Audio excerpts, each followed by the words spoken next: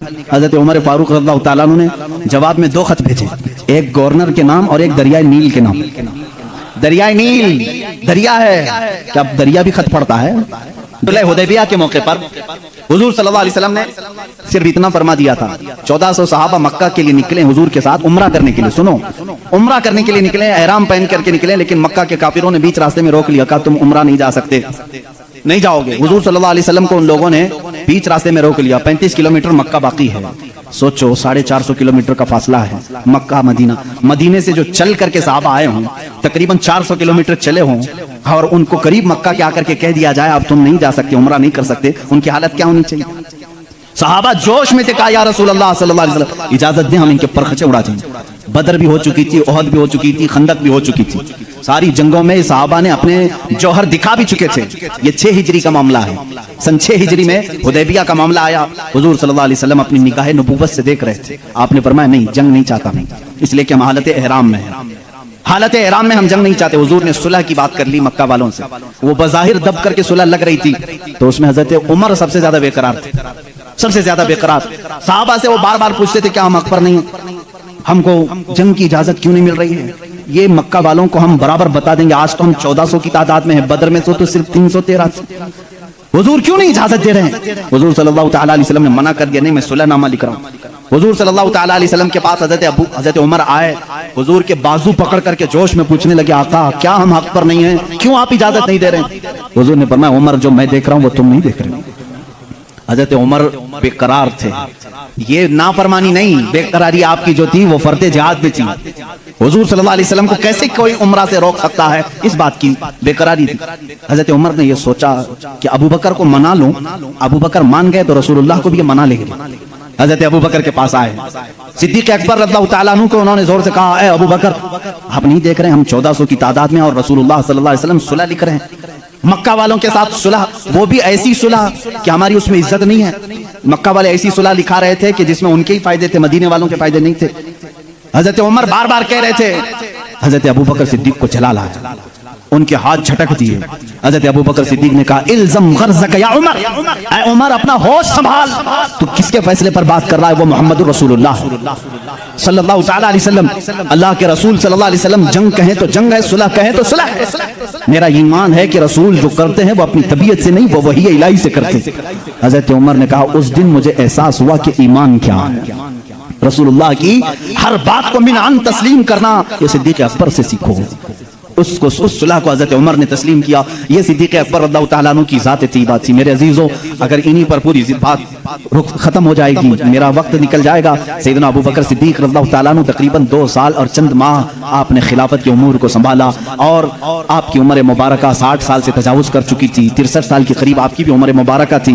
ٹھنڈیوں کی وجہ سے آپ غسل فرمائے اور اسی میں بیمار ہوئے۔ جمادی الاخر کا مہینہ تھا، جمادی الاخر کی 18 تاریخ تھی جب سیدنا ابو بکر صدیق رضی اللہ تعالیٰ عنہ اپنے چند صحابہ کو جمع کیا اور کیا وصیت کی جانتے ہیں کہ یہ میرا آخری وقت ہے، میں خلافت کو 6 صحابہ کے حوالے کر کے جا رہا ہوں جو عشرہ مبشرہ میں سے تھے۔ حضرت عثمان تھے، حضرت علی تھے، حضرت عمر تھے، حضرت طلحہ تھے، حضرت عبد الرحمن بن عوف تھے، یہ صحابہ سعد رضی اللہ تعالیٰ عنہ تھے، یہ صحابہ کے حوالے کر کے جاتے ہیں، یہ آپس میں جس کو خلیفہ بنائے اے مسلمانوں تم اس کو خلیفہ مان لینا۔ لیکن خلافت کے معاملات کیسے چل رہے ہیں وہ میں آج آپ کو ڈیٹیل میں لے جا رہا ہوں۔ یہ 18 جمادی الاخر کی تاریخ تھی جب حضرت ابو بکر صدیق رضی اللہ تعالیٰ عنہ اپنے گھر والوں کے ساتھ بیٹھے، آخری وصیت یہ کرتے ہیں میرا انتقال ہو جائے، مجھے غسل دیا جائے، کفن دیا جائے، تو دفن کرنے سے پہلے میرے جنازے کو رسول کریم صلی اللہ علیہ وسلم کے حجرے کے سامنے لا کر رکھنا۔ حضور صلی اللہ علیہ وسلم کا مزار اقدس کہاں تھا؟ عائشہ صدیقہ کا حجرہ تھا، اور دروازہ لگتا تھا، وہ ایک کمرہ تھا، دروازہ تھا۔ حضرت ابو بکر کہتے ہیں اس دروازے کے پاس جنازے کو لا کر رکھ دینا، اور خبردار کہیں لے جا کر کے اٹھا کر دفن نہ کرنا، بلکہ باہر کھڑے ہو کر کے اجازت مانگنا، اے اللہ کے رسول تمہارا رفیق تمہارا دوست آپ کے بغل میں دفن ہونے کی اجازت مانگتا ہے، اگر رسول کریم صلی اللہ علیہ وسلم اجازت دے دیں تو مجھے حضور کے پہلو میں دفن کر دینا۔ یہ ہو سکتا ہے میرے عزیزوں اس بات کو شاید وہاں بھی سن رہے ہوں گے تو تڑپ جانا چاہیے کہ صدیق اکبر نے یہ نہیں کہا، صحابہ نے بھی یہ نہیں پوچھا اجازت، قبر والے سے کیسی اجازت؟ وہ رسول پاک قبر میں ہے، اور کہنے والا کوئی عام آدمی نہیں، ابو بکر صدیق ہے، خلیفۃ المسلمین ہے رضی اللہ عنہ۔ صحابہ نے بھی کچھ بھی کہا نہیں، ٹھیک ہے، سب کو شاید عقیدہ وہی تھا جو آج بریلی کے امام نے ہمیں دیا ہے۔ صحابہ کا عقیدہ وہی تھا، تو زندہ ہے واللہ، تو زندہ ہے واللہ، میری چشم عالم سے چھپ جانے والے ہیں۔ اسی لیے انہوں نے نہیں کہا، پوچھا نہیں۔ وفات ہو گئی، غسل کے بعد، تجہیز تکفین کے بعد جنازہ لایا گیا، اور ان کے مطابق صحابہ نے دروازے کے باہر کھڑے ہو کر کے پوچھا بھی، اے اللہ کے رسول، آپ کا رفیق، آپ کا خلیل، آپ کا یار غار آپ کے پہلو میں دفن ہونا چاہتا ہے۔ صحابہ کا عقیدہ دیکھو، ملاحظہ کرو۔ اس وقت فرماتے ہیں صحابہ باہر تھے، اچانک دروازے کی چٹکنی کھلی، دروازہ کھل گیا، قبر اطہر سے آواز آئی، ادخلوا الحبیب الی الحبیب، حبیب کو حبیب کے ساتھ داخل کرو۔ عزیزان گرامی، رسول کریم صلی اللہ تعالیٰ علیہ وسلم کی اس آواز کو کون نہیں پہچانتا تھا؟ صدیق اکبر اللہ تعالیٰ عنہ کو اجازت کے بعد دفن کیا گیا ہے۔ حضور اکرم صلی اللہ تعالیٰ علیہ وسلم کے پہلو میں وہ آرام فرمائے ہیں۔ صدیق اکبر کی کیا ذات ہے میرے عزیزو، دنیا میں تھے تو رسول کے ساتھ رہے، قبر میں ہیں تو رسول کے ساتھ ہیں۔ میرے آقا نے فرمایا، قیامت کی سور پھونکنے کے بعد دنیا کی سرزمین سے سب سے پہلے اٹھنے والا میں ہوں گا، دوسرے نمبر پر ابو بکر صدیق ہوں گے، تیسرے حضرت عمر ہوں گے۔ حضور خود فرماتے ہیں، اے لوگوں تمہیں معلوم ہے محشر کے میدان میں میں کس طرح سے آؤں گا؟ میرے آقا فرماتے ہیں، میں اپنی قبر سے اٹھوں گا، ابو بکر و عمر اٹھیں گے، میں دونوں کے ہاتھوں پر کندھے، دونوں کے کندھوں پر اپنا ہاتھ رکھ کر کے میدان محشر میں آؤں گا۔ اللہ اللہ، وہ جلوہ کیسے ہوگا جب ایک وزیر اس طرف ہو، دوسرا وزیر اس طرف ہو، بادشاہ حکمت بیچ میں ہو۔ وہ قیامت کے دن ہے۔ اسی لیے میرے عزیزو، رسول کریم صلی اللہ تعالیٰ علیہ وسلم کی بادشاہت آج بھی ہے یا نہیں؟ بادشاہ کس کو تسلیم کرتے ہو؟ بادشاہ کس کو مانتے ہو؟ رسول کریم صلی اللہ علیہ وسلم کو۔ ایک محقق نے بڑے اچھے انداز میں مجھ سے ایک بات کہی تھی کہ دنیا کا نظام ہے کہ جب بادشاہ کرسی پہ ہوتا ہے تو وزیر اس کے پہلو میں ہوتے ہیں۔ وزیر ادھر ہے، ادھر کوئی وزیر بیٹھا ہے۔ بادشاہ جب اٹھ کے چلا گیا تو وزیر بھی چلے جاتے ہیں، وزیروں کی کرسیاں بھی خالی ہوتی۔ بادشاہ جب تک بیٹھا ہے وزیر بھی بیٹھے ہوئے ہیں، جب تک بادشاہ کرسی پر ہے وزیر بھی ہیں۔ وزیروں کا اگل بغل ہونا بھی اس بات کی علامت ہے کہ نظام سلطنت چل رہا ہے، نظام سلطنت چل رہا ہے۔ اے لوگو، تم کس خام خیالی میں ہو؟ کیوں کسی کی جے وجے پکارتے ہو؟ کیوں کسی کو بادشاہ تسلیم کرتے ہو؟ اللہ کے حبیب محمد رسول اللہ صلی اللہ علیہ وسلم دنیا میں جب تھے تب وہ شاہ تھے، وہ بادشاہ تھے۔ اپنی قبر اطہر میں جب گئے تو ایک پہلو میں صدیق اکبر لیٹے ہیں اور آگے کے پہلو میں عمر فاروق لیٹے ہیں۔ یہ اس بات کی علامت ہے وزیر اب بھی اگل بغل ہیں اور بادشاہ اپنی کرسی بادشاہت پر قائم ہے۔ وہ زندہ ہے واللہ، تو زندہ ہے واللہ، میری چشم عالم سے چھپ جانے والے۔ جب تک یہ قبروں کا منظر قائم رہے گا، سمجھنا رسول اللہ کی بادشاہت قائم رہے گی۔ آئی نئی حکومت، سکہ نیا چلے گا، عالم میں رنگ بدلا، صبح شب ولادت بجھ گئی جس کے آگے سبھی مشعلیں، شمع وہ لے کر آیا ہمارا نبی۔ میرے عزیزو، اس نبی کا دور ختم نہیں ہوا، اس نبی کا دور اب بھی باقی ہے، اس نبی کا دور اب بھی باقی ہے۔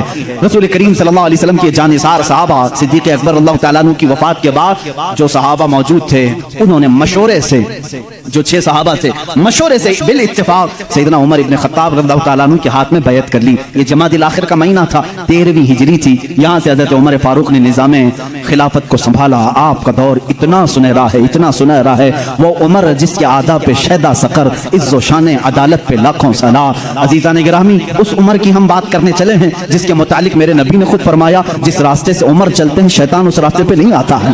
جہاں تک عمر کی خوشبو جاتی ہے شیطان اس سے دور بھاگتا ہے۔ لو کان بعدی نبیا لکان عمر بن خطاب، حضور صلی اللہ علیہ وسلم فرماتے ہیں اگر میرے بعد کوئی نبی ہو سکتا تو عمر ابن خطاب ہوتے، لیکن میں خاتم النبیین ہوں، میرے بعد کوئی نبی نہیں آ سکتا۔ اس لیے کہ عمر فاروق رضی اللہ تعالیٰ عنہ کی زبان پاک ایسے مشورے ہوتے تھے، کئی مرتبہ کا معاملہ ایسا ہے لوگ الگ الگ مشورے دیتے، حضرت عمر جو مشورہ دیتے تھے اسی کے مطابق قرآن کی آیت آ جاتی تھی، الموافق رأیہ للوحی والکتاب، آپ کا لقب دیا گیا۔ پردے کے معاملات جو آئے عورتوں پر، یہ حضرت عمر کے مشورے سے آئے۔ اذان دینے کے جو الفاظ ہیں یہ حضرت عمر کے مشورے سے ہیں۔ یہ تمام معاملات میں حضرت عمر نے خود مشورہ دیا تھا اور اللہ نے حکم بھی ویسے ہی نازل فرمایا۔ اور حدیث میں یہ ملتا ہے کہ عمر کی زبان پر اللہ کے کلمے ہوتے ہیں۔ اللہ رب العزت کی جو صداقت ہے، جو حقانیت ہے، وہ حضرت عمر فاروق کی زبان پر قائم ہوتی۔ سیدنا عمر فاروق رضی اللہ تعالیٰ عنہ نے 10 سال خلافت کے اس نظام کو سنبھالا۔ کتنے؟ 10 سال۔ لیکن آپ کا نظام ایسا تھا، آج پوری دنیا میں لاکھوں عمر ہوں گے لیکن صرف اگر آپ عمر کہو گے تو ذہن پہلے عمر ابن خطاب کی طرف جائے گا۔ لاکھوں عمر آئے گئے اس کے بعد، لیکن صرف اگر عمر کہو گے یا عمر فاروق کہو گے کسی کا ذہن دوسرے عمر کی طرف نہیں جاتا، اسی رسول کی عمر کی طرف جاتا ہے۔ اپنے تو اپنے غیروں نے بھی مثال تھی، غیروں نے بھی مثال تھی ہندوستان کی۔ یہاں پر گاندھی جی کو آپ کون نہیں جانتا؟ نہیں جانو گے تو وٹامن یم بھی نہیں رکھ سکتے۔ گاندھی جی نے خود اپنے تحریر میں لکھا ہے، موجود ہے یہ بات، मोहन दास करमचंद गांधी की बात कर रहा हूं कि मेरे पास हमारे पुराने लोगों की तारीख पेश करने के लिए कोई चीज नहीं है, क्योंकि जिन भगवानों का तज़किरा आज किया जाता है, गांधी जी ने कहा मुझे मालूम नहीं वो हकीकत में थे भी कि नहीं थे। ये मैं दूसरों की बात नहीं कर रहा हूं, इसीलिए तो गांधी जी को आरएसएस वाले नहीं मानते। हाँ, साफ बात मैं बता रहा हूं। उन्होंने लिखा है कि मुझे मालूम नहीं कि हमारे मजहब की जो शख्सियत हैं वो हकीकत में थी भी कि नहीं थी, लेकिन हिंदुस्तान की पार्लियामेंट अब कायम होगी तो जो भी संभालेगा मैं उसको दो नाम दे सकता हूं कि उनकी तरह संभालो, एक अबू बकर दूसरे उमर का। कहा कि ये दो नाम खाली ख्याली नहीं है, फील्ड पर थे और करके दिखाया। गांधी जी पढ़े लिखे आदमी थे और हिस्ट्री के वो शौकीन भी रहे, जिसकी वजह से तारीख में इस तरह की दिलचस्पी थी। इन शख्सियात का हवाला क्यों दिया, कुछ लोगों ने पूछा भी, कहा कि निजाम खिलाफत, निजाम हुकूमत संभालने का मतलब ये नहीं है कि कुर्सी पर बैठे और किसी किले की फसील पर चढ़ करके सिर्फ चिल्लाए। ये निजाम हुकूमत संभालने का मतलब नहीं है। निजाम हुकूमत संभालना अगर चाहते हो, तुम्हें अगर कुर्सी पर बिठाया गया है तो दूसरी सबसे बड़ी तुम्हारी जिम्मेदारी क्या होती है, वो ये दो खलीफा की जिंदगी में देखो। हजरत उमर कहते हैं मैं ढूंढ करके गरीबों की मदद करना चाहता था, जो बेकस है, जो मजबूर है। मुझे मदीने में एक बूढ़ी ऐसी मिली जिसका कोई नहीं था, वो गरीब भी थी, लाचार थी। हजरत उमर कहते हैं मैंने सोचा इस बूढ़ी की खिदमत करूंगा इसके घर में जाकर के, लेकिन किसी को पता ना चले। हजरत उमर कहते हैं मैं सुबह जब गया उसके घर पर, उसके घर का कचरा पूरा साफ था, बर्तन धोए हुए थे, उसका बिस्तर झाड़ा हुआ, लेकिन वो औरत अपने बिस्तर से उठने के भी काबिल नहीं थी, बूढ़ी औरत थी। हजरत उमर कहते हैं दूसरे दिन मैं गया, फिर साफ सुथरा था, ये बूढ़ी औरत कैसे काम कर जाती है अपने घर के। तीसरे दिन वो कहते हैं मैं फजर की नमाज से पहले छुप कर देखना चाहता था यह औरत अपने हाथों से कैसे घर की सफाई करती, लेकिन वो कहते हैं मैं चौंक गया। दरवाजे पर एक कोई शख्स आया, कंबल ओढ़े हुए, जल्दी जल्दी झाड़ू झाड़ रहा है, बर्तन मांज रहा है, बिस्तर सलीके से लगा रहा है। अजान हुई और फौरन बाहर निकला। हजरत उमर कहते हैं मैं इस असरार खादिम को देखने के लिए आगे बढ़ा, कंबल उठाया तो वो सिद्दीक़ अकबर थे, खलीफतुल मुस्लिमीन, वक्त का खलीफा। इसीलिए तो खैरों ने मुतासिर होकर के कहा दिन में अगर वो निजाम खिलाफत संभालते थे तो रात को अपनी रियाया की खबरगिरी भी करते थे, रात को अपनी रियाया की खबरगिरी करते थे। यही हाल सैयदना उमर इब्न खत्ताब का है। हजरत उमर रज़ियल्लाहु तआला अन्हु गश्त करते थे मदीने की गलियों में। एक बार तो ऐसा हुआ कि मुल्के शाम से वापस आ रहे थे, हजरत उमर एक घर के पास रुक गए। उस घर की औरत जानती नहीं थी। हजरत उमर इस तरह से अजनबी लोगों को पूछते भी रहते थे। ये फोटो मीडिया और सोशल मीडिया का दौर भी नहीं था कि हर बादशाह का रोजाना फोटो छपना लाजिम होगा, नहीं जानते थे। बहुत सारे लोग चेहरे से भी नहीं वाकिफ होते थे। हजरत उमर रुक गए, उस खातून से पूछा खलीफतुल मुस्लिमीन उमर इब्न खत्ताब के बारे में जानती हो? वो कहती हाँ जानती हूँ, बहुत अच्छा आदमी, लेकिन मेरी उसको खबर नहीं, मेरी उसको खबर नहीं। कहा क्यों? कहा मुझ तक उसका गल्ला पहुंचा नहीं है, मेरे घर में भी फाका है। हजरत उमर ने कहा उमर अमीरुल मोमिनीन, वो मदीने में रहता है, तेरे तक खबर कैसे पहुंचेगी? इतनी दूर तू रहती है, मुल्के शाम के रास्ते में। उस बूढ़ी औरत ने कहा अगर उसको यहां तक की खबर नहीं पहुंच सकती तो उसे खलीफा भी नहीं बनना चाहिए। अगर इतनी दूर की किसी गरीब की खबर उसको नहीं पहुंचती तो उसे खलीफा भी नहीं होना चाहिए। हजरत उमर उस रात इतना रोए कि उनकी दाढ़ी भीग गई। सच कहा इस खातून ने, गए बाजार से सामान खरीद कर अपने कंधे पर उठा लाए और उस औरत के घर पहुंचाया। एक घर मदीने का ऐसा भी आपने देखा जहां रात को औरत अपने बच्चों को थपक कर सुलाती थी और हांडी में कुछ जल रहा होता था, आग लगी है, हांडी में पकने की आवाज आती। हजरत उमर देख रहे थे, आवाज सुन रहे थे, बच्चों को माँ कह रही सो जाओ सो जाओ, बच्चे कह रहे माँ तो रोजाना यही बोल के सुलाती है, 2 दिन से पक रहा है, कब पकता है, हम रात को भूखे सो जाते। हजरत उमर दस्तक देते हैं, उस घर वाली से पूछते हैं क्या मामला? कहा घर में कुछ भी नहीं। फिर ये हांडी में क्या है? कहा पानी और पत्थर रखे हूं बच्चों को बहलाने के लिए, कि इसी आस में सो जाएंगे। हजरत उमर रज़ियल्लाहु ताला अन्हु फरमाते हैं मुझे इसकी खबर नहीं हुई। बैतुल माल में गए, पूरा थैला उठाया आटम का, अनाज का, अपने कंधे पर लेकर निकले। उनके गुलाम ने कहा ये हमें दे दें, हम लेकर चलते हैं। सख्ती से कहा क़यामत के दिन क्या तू मेरे अमाल का बोझ उठा पाएगा? मुझे उठाने दे। लेकर क्या है, नकाब बांधे हुए थे अपने चेहरे पर। उस खातून से कहा मैं रोटियां पकाता हूँ। घर में दाखिल होकर आटा गूंधा, रोटियां पकाई, बच्चों को जगाया, उनका मुंह धोया और रोटियां उन्हें परोसने लगे। वो खातून की आंखों में आंसू आ गए। कहा तुझ जैसा फरिश्ता अल्लाह ने उतारा है, मेरे घर कई दिनों के बाद ग़िज़ा आई है। उस खातून से हजरत उमर ने पूछा उमर के बारे में तुम्हारा क्या ख्याल है? उमर के बारे में तुम्हारा क्या ख्याल है? वो कहती है बहुत नेक है, खलीफा रसूल है, लेकिन क्या करूं, मुझ जैसी गरीब की फरियाद शायद उस तक नहीं पहुंची। अगर मेरे बच्चे भूखे मर गए तो मैं क़यामत के दिन ये शिकायत जरूर करूंगी। حضرت عمر ہچکیاں لگ گئی، زور سے ہچکیاں آ گئی حضرت عمر کو۔ وہ خاتون کہنے لگی میرے بھائی تجھے کیوں اس بات کا خوف ہے، تجھے کیوں اس بات کا ڈر ہے، تو کیوں رو رہا ہے؟ حضرت عمر جن کی آنکھیں لال ہو چکی تھی، غم کی وجہ سے بدن پہ کپ کپی تھی، نقاب ہٹایا، اس خاتون کو کہا عمر ابن خطاب میں ہی۔ وہ خاتون مچل گئی اور کہا اے رب ذوالجلال تو گواہ ہو جا، میں عمر کی یہاں پر بھی گواہی دیتا ہوں اور قیامت کے دن بھی گواہی دوں گی کہ اگر کسی غریب کی خبر گیری کوئی کر سکتا ہے تو وہ عمر ابن خطاب ہے۔ ایک سال پورے مدینے میں قحط آ گیا، وہ پورے سال تک حضرت عمر فاروق نے سالن نہیں کھایا، سالن نہیں کھایا، روٹی کو پانی میں بھگوتے تھے کھاتے تھے۔ لوگ کہتے تھے آپ کیوں نہیں کھا رہے ہیں، آپ خلیفہ ہیں؟ کہتے تھے قحط کا دور ہے، پتہ نہیں کون بھوکا ہے اور کون کھایا ہے، میں اس وقت تک نرم نہیں کھاؤں گا جب تک میری پوری رعایا خوشحال نہ ہو جائے۔ حضرت عمر کا یہ نظام تھا، جس کے بعد حالات ایسے ہو گئے، صرف 2.5 سال کے بعد، صرف 2.5 سال کی خلافت کے بعد مدینے کے حالات یہ تھے میرے عزیزو، مدینے والے اپنی زکوٰۃ لے کر باہر آتے تھے، لینے والا کوئی نہیں تھا، زکوٰۃ لینے والا کوئی نہیں، سب زکوٰۃ دینے والے تھے۔ سیدنا عمر ابن خطاب رضی اللہ تعالیٰ عنہ نے اتنا کیپیبل کر دیا تھا، حضرت معاذ بن جبل یمن سے وہاں کا مال غنیمت مدینے میں بھیجتے ہیں حضرت عمر کے پاس کہ مدینے کے غربا اور مساکین میں یہ بانٹ دیں، بہت مال آیا تھا۔ حضرت عمر نے وہ زکوٰۃ کے مال کو حضرت معاذ بن جبل پر یہ کہہ کر کے واپس کر دیا مدینے میں اب کوئی فقیر نہیں رہ گیا، سب زکوٰۃ نکالتے ہیں، اس کا کوئی مستحق نہیں، یمن میں ہی بانٹ دو۔ حضرت معاذ نے پھر دوبارہ بھیجا کہ یمن میں بھی کوئی فقیر باقی نہیں ہے، جو تھے ان کو بانٹنے کے بعد یہ بھیجا گیا ہے۔ حضرت عمر نے وہ مال دور کے کسی ملک بھیجا جہاں فقراء و مساکین سے یہ نظام عدل اگر کوئی قائم کر سکتا ہے تو وہ عمر ابن خطاب ہے رضی اللہ تعالیٰ عنہ۔ اور جانتے ہیں پوری کائنات کے لیے، پوری دنیا کے لیے حضرت عمر کے وہ کام جو آج بھی دنیا ان کی پیاسی ہے، اور پارلیمنٹ کے لا بنانے والوں کے لیے میرا چیلنج ہے، عمر ابن خطاب کے بنائے ہوئے قوانین کو چھوڑ کر آج پوری دنیا کی کسی پارلیمنٹ میں مکمل لا کوئی بنا ہی نہیں سکے گا، اس لیے کہ جرائم کے قوانین، بچوں کے قوانین، عورتوں کے قوانین، بوڑھوں کے قوانین، سب کے قوانین سب سے پہلے حضرت عمر فاروق نے مرتب کیے۔ اور جانتے ہیں یہ لے آؤٹ بنانے والا سسٹم، ڈیولپ کرنے والا سسٹم، سٹی بنانے کا پلان سیدنا عمر فاروق کا دیا ہوا ہے۔ سب سے پہلے بصرہ اور کوفہ آپ نے بنایا تھا، یعنی ماسٹر پلاننگ کے ساتھ سٹی بنائی گئی۔ روڈ بنانے کا سب سے پہلا کام حضرت عمر فاروق نے کیا ہے۔ تاریخ سب سے پہلے حضرت عمر فاروق نے قائم کی۔ بیت المال کا نظام سب سے پہلے حضرت عمر نے قائم کیا ہے۔ مسجدوں کے مؤذن اور مسجدوں کے اماموں کے لیے تنخواہ کا سسٹم حضرت عمر فاروق نے قائم کیا ہے۔ اور اتنا ہی نہیں، عدل کا حال تو ایسا تھا کہ کسی کے ساتھ کوئی رعایت نہیں، کسی کے ساتھ کوئی رعایت نہیں، چاہے وہ کوئی بھی ہو۔ مصر کے گورنر کے بارے میں لوگوں نے صرف اتنا کہا کہ ان کے ہاں بہت قیمتی گھوڑا ہے، بہت پیسوں کا گھوڑا ہے اور ان کا لباس بہت مہنگا ہے، یہ گورنر ہیں۔ حضرت عمر کے پاس یہ شکایت آئی، ان کو بلایا اور بلا کر کے کہا تو رعایا کے ساتھ کیا کرنے کے لیے تجھے بھیجا گیا؟ وہاں کے پیسوں سے تو نے قیمتی گھوڑا خریدا، قیمتی لباس پہنا۔ وہ ان کی گورنری کو معزول کر کے 100 بکریاں خرید کر کے ان کو دیا کہ اب زندگی بھر یہ بکریاں تو چرائے گا۔ بکریاں چرانے پر گورنر کو رکھ دیا۔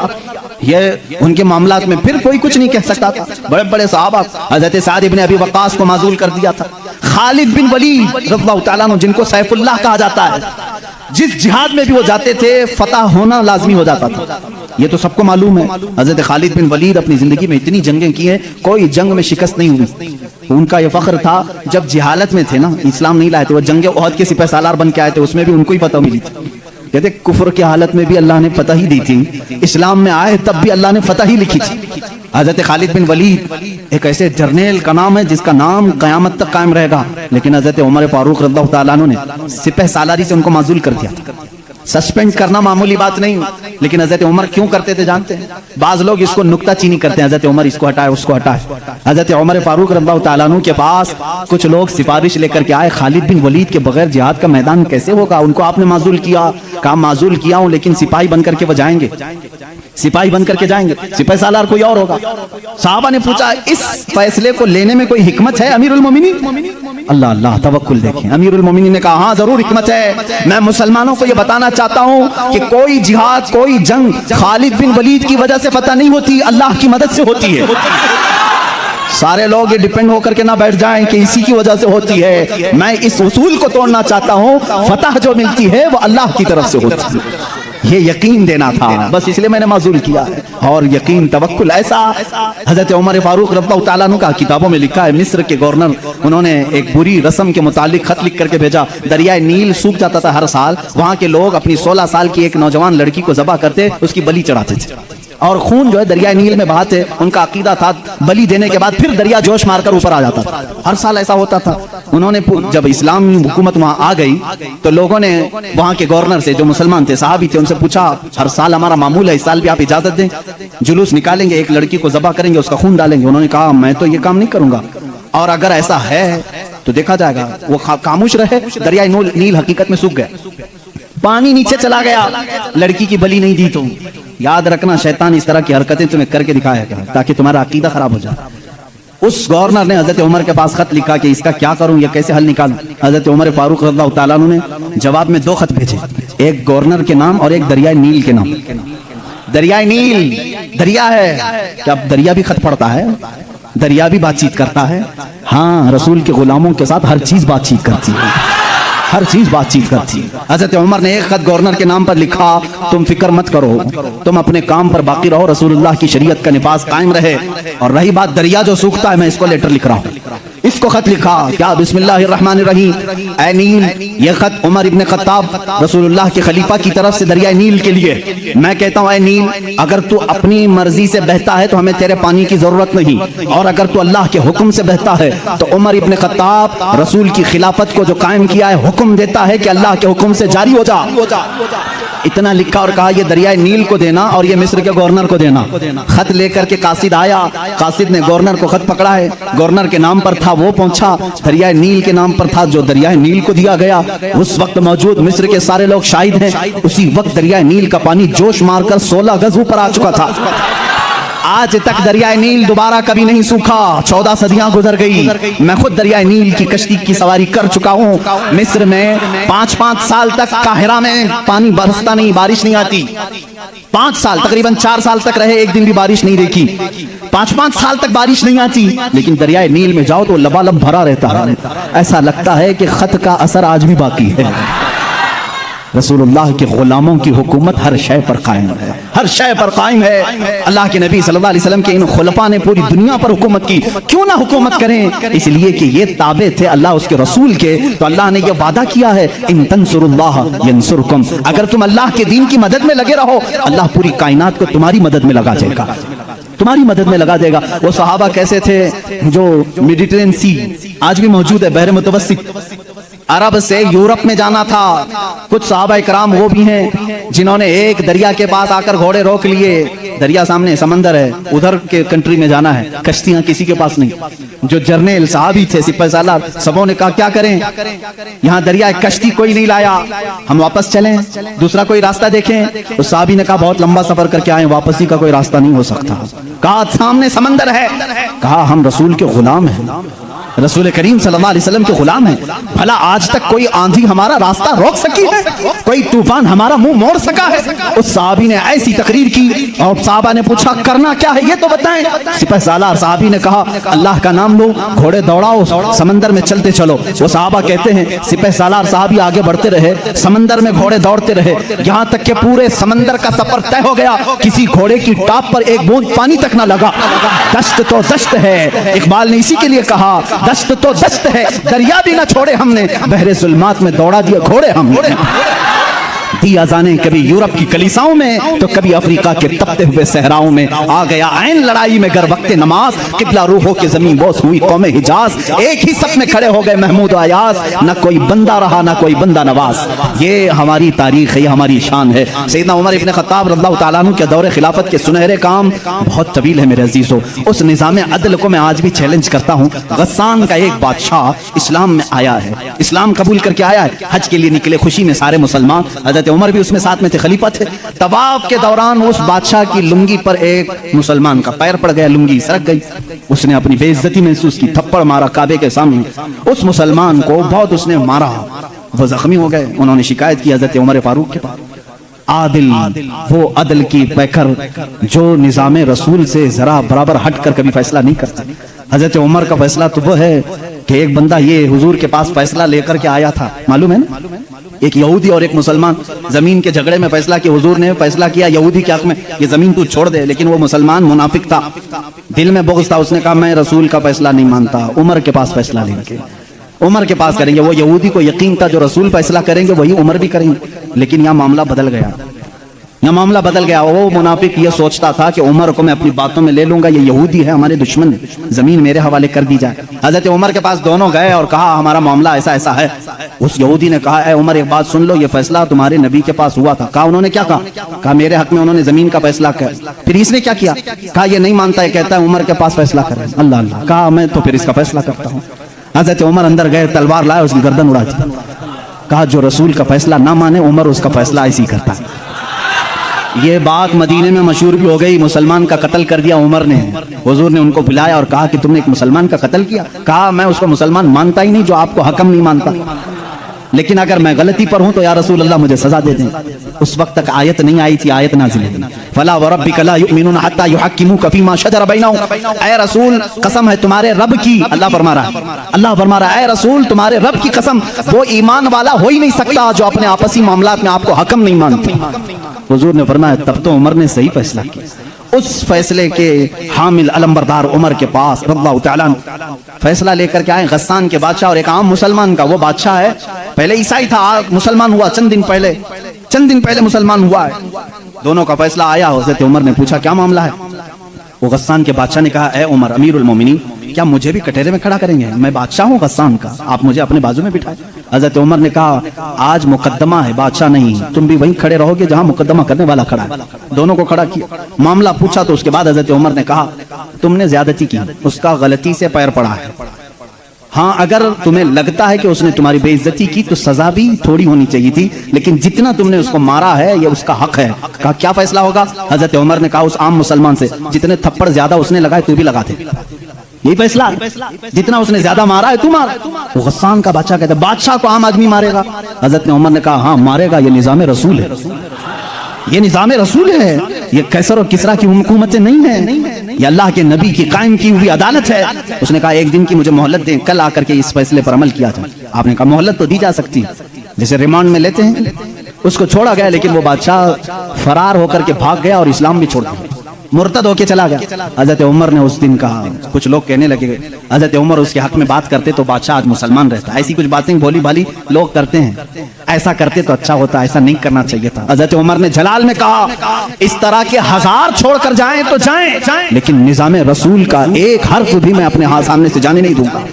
عدل کے تقاضوں کو پورا میں ہمیشہ ہوتا رہنے دوں گا. یہ سیدنا عمر فاروق کی عدالت, یہ آج پیس اینڈ جسٹس کی بات کرتے ہیں, ان لوگوں سے بات کرتے ہیں جن کے پاس عمر جیسی عدالت ہے. اے میرے عزیزو, عدالت کے نام پر آج بڑا دھبا ہے. یہاں پر بہت سارے معاملات ہو سکتا ہے, بہت سارے لوگ میرے اوپر اس بات کا بھی کیس کر دیں کہ یہ حد کی عدالت ہے, عدالت کی بے عزتی کرتا ہے. ہو سکتا ہے میرے عزیزو, میں اس عدالت کی عزت کرتا ہوں جہاں عدالت ہوتی ہے. میں اس کو جج اور عادل نہیں مانتا جو پارلیمنٹ کی سیٹ کی بھوک میں مسجدیں بیچ دیتا ہو. میں اس کی عدالت کو نہیں تسلیم کرتا جو ایک قلیل جماعت کو نظر انداز کر کے حاکم پارٹی کی طرف بولتا ہے. میرے عزیزو, ایسے لوگ دنیا میں بہت سارے آئے جو ضمیر فروش ہوتے ہیں. ہندوستان بھی اسی ڈگر پر چلنے لگ گیا. اب تک دنیا کی سب سے بڑی ڈیموکریسی, سب سے بڑی جمہوریت ہندوستان میں تھی, جہاں پر نظام ایسا تھا. ہمارا عدلیہ کا نظام بہت اچھا تھا, ہماری کورٹ جتنی تھی یہاں پر سب کے ساتھ برابر کا سلوک کیا جاتا تھا, ہندو ہو مسلم ہو. آج بھی بہت سارے جج ہیں جو اوتھ لیتے ہیں کہ میرا دین, میرا مذہب, میرا سب کچھ انصاف ہوگا, سمویدھان ہوگا, میں سامنے کسی کو نہیں دیکھوں گا. دیکھتے نہیں آپ, جج کے سامنے پٹی باندھے ہوئے ایک مورتی کو رکھا جاتا ہے. کیوں؟ قانون جب بھی ہوتا ہے وہ سامنے والے کو دیکھ کر کے نہیں ہے, اس کے پروف ثبوت دیکھ کر کے. لیکن یہاں پر اب عام بچے کو بھی بیوقوف بنایا جا رہا ہے. میں اس بات کی آواز اٹھانا چاہوں گا, اس ظلم کو بند کرو, اس ظلم کو بند کرو. اور یہ ڈکٹیٹرشپ جو لائی جا رہی ہے, اس جمہوریت کو ختم کر کے, قتل کر کے, دیکھنا چند دنوں کے بعد یہ سارے نظام ختم کرنے کی بات کریں گے. آج مسلمانوں کے خلاف ایک زہر پھیلایا جا رہا ہے, اسی طرح چند دنوں کے بعد اب دلتوں کی باری آئے گی. اس لیے کہ یہ دلتوں کو بھی ایک آنکھ نہیں بھاتے, یہ کبھی پسند نہیں کرتے. یہ 2000 سال پرانا نظام منوسمرتی کا لانا چاہتے ہیں جہاں صرف چند لوگوں کی حکومت ہوگی. جانتے ہیں, تاریخ اٹھا کر کے پڑھو, اسی سرزمین پر ایسے ظلم کیے گئے ہیں جہاں چند برہمنوں نے کم ذات کے لوگوں کے کان کاٹے ہیں, جہاں لوگوں کے کانوں میں گرم تیل ڈالے ہیں. اسی سرزمین پر کم ذات کے لوگوں کو کوڑا کرکٹ میں گھر بنانے پر مجبور کرتے تھے. جہاں اعلیٰ ذات کے لوگوں کے پیشاب پخانے ہوتے تھے وہاں دلت برادری کو رکھنے پر ہی مجبور کرتے تھے. ہر ایک کے گلے میں رسی باندھ کر ایک مٹکا لٹکاتے تھے کہ تھوکنا ہے تو دلت زمین پر تھوک نہیں سکتا, اس مٹکے میں تھوکے گا, اس لیے کہ اس کا تھوک زمین پر پڑے تو یہ آپ شگن سمجھتے تھے. اس پورے نظام کو یہاں پہلے ہندوستان میں یہ ساری چیزیں چلی ہیں, کاسٹزم, ذات برادری, اونچ نیچ کے معاملات چلتے رہے. لیکن میں سمجھتا ہوں کہ ہندوستان کو جب آزادی ملی, بھارت کو جو آزادی ملی 1947 کے بعد, سبوں نے مل کر کے ایک سنویدھان بنایا تھا, عدل و انصاف کا سب لوگوں نے حلف اٹھایا تھا, اس میں سب کا حصہ برابر کا ہوگا, سب لوگوں نے قربانی دی ہے, سب کے لیے نظام یکساں ہوگا, برابر ہوگا, اور سب کی دین کا, سب کے ریلیجین کا مان سمان کیا جائے گا. لیکن اب جو حالات ہیں میرے عزیزوں یہ دوسری ڈگر پر چل پڑے. اب یہاں پر اس سنویدھان کو یہ ختم کرنے کی بات کر رہے ہیں جو امبیڈکر کی سرپرستی میں بنائے گئے تھے, اس کو ختم کر کے یہ نئے سنویدھان کی بات کرنے جا رہے ہیں. چند دنوں کے بعد یہ ووٹنگ پاور بھی ختم کرنے کی بات کریں گے. تم سب کو ووٹ دینے کا بھی حق نہیں ہوگا, ٹھہرنے کی امیدوار ہونے کی بات تو دور ہے. میں اس نظام کی کھلم کھلا مخالفت کرتا ہوں اور مذمت کرتا ہوں. میں مذمت کرتا ہوں.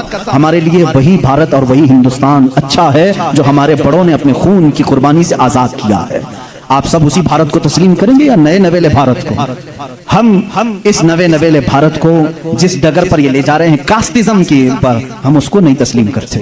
ہم اس بھارت کو, اس سنویدھان کو مانتے ہیں جہاں عدل سب کے لیے برابر ہو, سب کے لیے برابر ہو. سپریم کورٹ کو آزاد رکھا جائے, وہ سب کے ساتھ برابر کا انصاف کر سکے, چاہے وہ تخت پر بیٹھا ہوا آدمی ہو چاہے وہ غریب آدمی ہو, سب کے ساتھ برابر کا عدل کر سکے. ہندوستان ہی کی بات میں اگر بتاؤں, یہاں پر ایک بادشاہ ایسا بھی گزرا جس کے ایک تیر سے ایک بچے کی موت ہو گئی تھی. ایک بچے کی موت ہو گئی. عورت جو بچے کی ماں تھی وہ مقدمہ کر دی چیف جسٹس کے پاس. اس وقت کے جو چیف جسٹس تھے قاضی سراج الدولہ, انہوں نے طلب کیا بادشاہ کو طلب کیا. اسی ہندوستان کی بات کر رہا ہوں. عورت ایک جگہ کھڑی ہے, وقت کا بادشاہ ایک جگہ کھڑا ہے. عورت نے کہا میرے بچے کو ان کے تیر سے موت ہو گئی. بادشاہ شکار کر رہا تھا, چوک کے تیر لگ گیا. بادشاہ نے کہا ہاں میرا تیر لگا تو ہے, گواہ بھی ہیں, سپاہی بھی گواہ ہیں, عورت بھی گواہ ہے.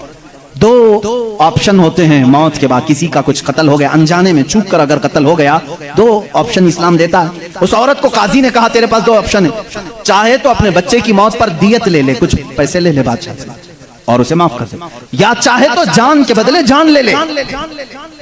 بادشاہ کی جان بھی لے سکتی ہے. قاضی نے فیصلہ سنا تھا, یہ نہیں کہ بادشاہ کو چھوڑ دینا ہے. دونوں آپشن عورت کے اوپر. وہ عورت نے جب دیکھا کہ عدل کا یہ پیکر اسلامی نظام ہے, بادشاہ کے تیر لگا ہے اور قاضی صحیح فیصلہ دے رہا ہے, اس عورت نے کہا اگر یہ قاضی آج اس طرح کا صحیح فیصلہ دے رہا ہے تو اس طرح کے بادشاہ کی وجہ سے ہی, بادشاہ ایسا ہوگا اسی لیے قاضی ایسا ہے.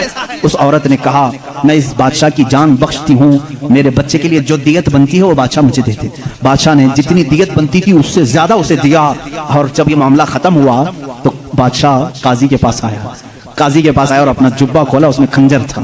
خنجر نکالا, کہا قاضی, وہ اس وقت کے سپریم کورٹ کا چیف جسٹس تھا.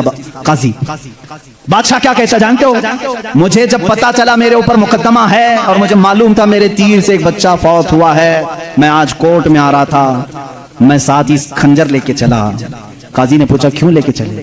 کہا میں یہ دیکھنا چاہتا تھا کہ اگر فیصلہ قرآن و حدیث کے مطابق ہو تو ٹھیک ہے میں مان لوں, اور ذرا برابر اگر بادشاہ کا خیال کر کے قاضی نے کیا تو اسی خنجر سے قاضی کو قتل کر دو. بادشاہ نے یہ کہا, قاضی مسکرایا اور اپنے گدے سے اٹھ گیا اور چادر ہٹائی. نیچے بہت بڑا کوڑا تھا. کہا بادشاہ تمہیں معلوم ہے میں آج پہلی مرتبہ اس کرسی پر آنے کے بعد, اس گدے پہ آنے کے وقت کوڑا نیچے لے کے بیٹھا ہوں. کہا کیوں؟ کہا میں نے اسی وقت طے کر لیا کہ بادشاہ کو کٹہرے میں کھڑا کروں گا اور فیصلہ قرآن و حدیث کے مطابق سناؤں گا. اگر بادشاہ مان لیا تو ٹھیک, ورنہ میں اس کوڑے سے اسے منواؤں گا. یہ نظام اسلام تھا, یہ عدل کے تقاضے تھے. وہ عمر ابن خطاب کے دور کے بھی سنہرے واقعات اسلام نے ہمیں ہر جگہ سکھائے ہیں. اے میرے عزیز بھائیوں, اپنے گھر میں بھی عدل کرنا سیکھو. جہاں تمہیں اللہ نے جتنا اختیار دیا عدل کے ساتھ پیش آؤ. اپنے مزدوروں کے ساتھ عدل کرو, اپنی بیویوں کے ساتھ عدل کرو, اپنے بچوں کے ساتھ عدل کرو. یاد رکھو قیامت کے دن تم سے سب چیزوں کا سوال ہوگا. اگر تمہارے 4 بچے ہیں, چاروں میں سے اگر کسی کے ساتھ اونچ نیچ کیا تو سارے تمہارے اعمال اکارت ہو جائیں گے, غارت ہو جائیں گے. ایک بچے کے ساتھ بھی تم ناانصافی نہیں کر سکتے, سارے کے ساتھ برابر کا سلوک کرو. اگر کسی کی 2 بیویاں ہیں تو فرمایا گیا عدل کا تقاضا پورا کرو. ماں باپ اگر دونوں ہیں تو دونوں کے ساتھ عدل کا تقاضا پورا کرو. یہ نہیں کہ ماں کی طرف جھکا ہو گیا باپ کو گالیاں دیتا ہے, یا باپ کی طرف ہو گیا ماں کو کوستا ہے. نہ, سب کے ساتھ عدل اسلام سکھاتا ہے. تم اگر کسی کمپنی کے مالک ہو, فیکٹری کے مالک ہو, مزدوروں کے ساتھ عدل کرو, اس لیے کہ قیامت کے دن اس سے بھی تمہارا سوال ہوگا. عدل اسلام سکھاتا ہے. وہ عمر ابن خطاب رضی اللہ تعالیٰ عنہ کی زندگی پاک سے ہمیں ملے ہیں. میرے عزیزو, مجھے وقت تاخیر سے یہاں تک پہنچ چکا ہے اور میں سمیٹوں گا تو میں سمجھتا ہوں عثمان ابن عفان اور حیدر کرار رضی اللہ تعالیٰ عنہما کی ذات کے ساتھ ناانصافی ہو جائے گی. اور میں قطعاً یہ نہیں چاہتا کہ ان بزرگ ہستیوں کے ساتھ جہاں ایک ذوالنورین ہے تو دوسرا حیدر کرار ہے, جن کی ذات 2 جملوں میں کمپلیٹ نہیں ہو سکتی, 2 باتوں میں مکمل نہیں ہو سکتی, اس لیے تھوڑی سی قربانی کے ساتھ کل کی ایک اور رات ہم انشاءاللہ ان خلفاء کی زندگی پر گفتگو کریں گے. اس لیے کہ میرا معمول تو یہ تھا کل کا دن میں نے پورے اہل بیت کے لیے وقت کرنا تھا, لیکن خلفاء راشدین کی بات کے بعد انشاءاللہ العزیز اہل بیت اطہار کی بھی زندگی ہم ذکر کریں گے. ان 2 ہستیوں کی میں نے مختصر جھلکیاں آپ کے سامنے رکھی. خلاصہ کلام, زندگی میں 2 باتیں آج لے کر کے جاؤ. ایک صدیق کی صداقت, دوسرے عمر کی عدالت. اگر یہ زندگی میں آ گئی تو سمجھ لو اقبال نے کیا کہا جانتے ہیں؟ شاعر مشرق کہتے ہیں سبق پڑھ پھر صداقت کا, عدالت کا, سخاوت کا. سبق پڑھ پھر صداقت کا, عدالت کا, سخاوت کا. لیا جائے گا کام تجھ سے دنیا کی امامت کا. لیا جائے گا کام تجھ سے دنیا کی امامت کا. مطلب یہ ہے جس کے اندر 3 چیزیں آ گئی, صدیق کی صداقت آ گئی, عمر کی عدالت آ گئی, عثمان کی سخاوت آ گئی, تو پھر کوئی اسے فکر کی ضرورت نہیں. اب قوم اس سے امامت کا ہی کام لیا کرے گی, اس لیے کہ وہ ہر ایک کا امام بننے کے قابل ہوگا جس کے اندر یہ 3 چیزیں آ گئی, صداقت, عدالت اور سخاوت. آج ان 3 چیزوں کے اوپر محنت کرو میرے عزیزو. صداقت کا تقاضا یہ ہے حق بولو, حق پر قائم رہو. حق بولنے کے لیے کسی سے خوف نہ کھاؤ. جب تک زبان چل رہی ہے بولو. میں تو یہی سمجھتا ہوں, میرا مذہب, میرا مسلک یہی ہے, میں حسینی ہوں, حق گو ہوں, میں حسینی. امید کرتا ہوں دوستو آپ حضرات نے اس بیان کو پورا سنا ہوگا. بیان اچھا لگے تو لائک سبسکرائب ضرور کرے اور کمنٹ میں ہمارے کو بتائے کہ ہماری ویڈیو آپ کو کیسی لگی. پھر کسی نیکسٹ بیان کے ساتھ ملتے دوستو, تب تک اپنا خیال رکھنا. اللہ حافظ.